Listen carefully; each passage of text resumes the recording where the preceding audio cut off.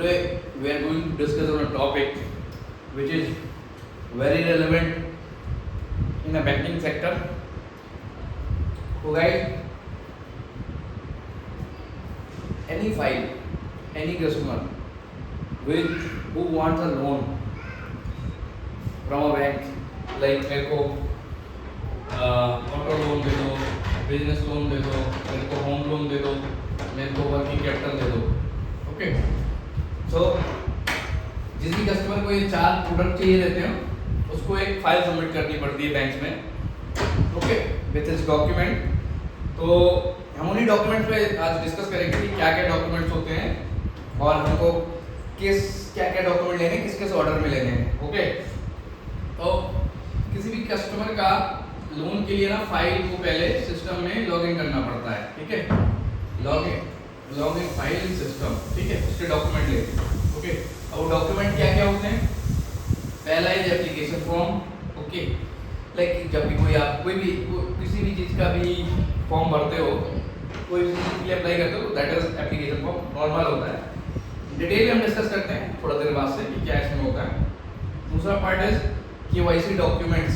Okay, KYC documents is like KYC is refers to known to your customer, know your customer. Sorry, तो इसमें customer के Aadhaar, PAN और address proof का detail रहता है, चाहिए रहता है, वो डॉक्यूमेंट है. एंड थर्ड, जो भी लोन के गारंटर और एप्लीकेंट है उसका आईटीआर. ठीक है, उसके आईटीआर चाहिए रहते. इनकम टैक्स रिटर्न लास्ट 2 साल के, लास्ट 2 years. ठीक है, along with computation. I tell you in my separate session कि आईटीआर क्या होता है और कंप्यूटेशन का क्या रिलेवेंस होता है उसमें. ओके, फिलहाल के लिए यही जानना जरूरी है कि हमको चाहिए क्या है ना, computations. Okay, now fourth point is, अब देखोगे ITR, audit report, financial statement. ठीक है, ये चीजें वहां पे आती हैं जहां पे हम किसी कंपनी, फर्म को लोन दे रहे होते हैं. ठीक है, करेक्ट. तो उसके केस में उस कंपनी का आईटीआर, उसकी ऑडिट रिपोर्ट, उसके फाइनेंशियल स्टेटमेंट्स. ठीक है, इसको भी हम सेपरेटली डिस्कस करेंगे कि ऑडिट रिपोर्ट क्या है, फाइनेंशियल स्टेटमेंट्स क्या है. ठीक है, पर ये जो अभी बताना जा रहा हूँ वो ये कि इस ऑर्डर में फाइल का सीक्वेंस होना चाहिए जिससे किसी को भी समझ में आ जाए और बहुत इजी रहता है समझना. ठीक है, इसके बाद होना चाहिए बैंक स्टेटमेंट कस्टमर का. ठीक है, अगर पीडीएफ में है तो पीडीएफ फाइल ले लो, अगर उसकी हार्ड कॉपी है तो हार्ड कॉपी ले लो. ठीक है, now the 6th point is very important, that is property paper और सिक्योरिटी डॉक्यूमेंट. ठीक है,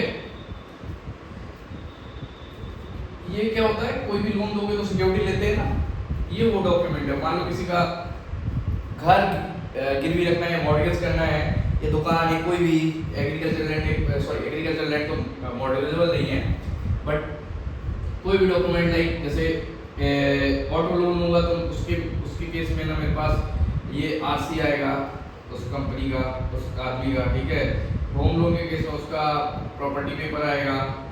लैब भी होता है एक, लोन अगेंस्ट प्रॉपर्टी. ठीक है, जैसे होम लोन का प्रोजेक्ट होता है उसके केस में भी प्रॉपर्टी पेपर आता है.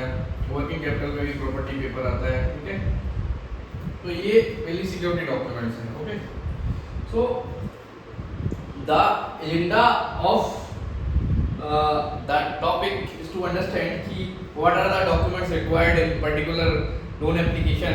Okay, and what will be the sequence क्या होगा उसको जमाने का. ठीक है, so in detail we will discuss application and KYC document, ITR and guarantor, ITR, audit report and financial statement. So ये हम जो ये क्या बोलते हैं, फर्स्ट से लेकर 6 तक जो भी डॉक्यूमेंट्स हैं इनका डिटेल एनालिसिस एक वीडियो में करेंगे, क्योंकि थोड़े समय में हर एक चीज़ को सॉल्व करना is not easy. So guys, thank you for watching this video and I hope major confusion has been clear कि हमको फाइल में क्या चाहिए रहता है.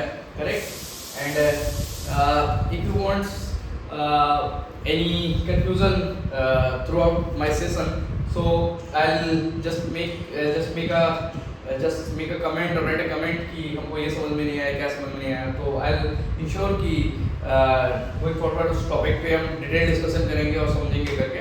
And please do like, subscribe and comments in my channel and keep supporting me.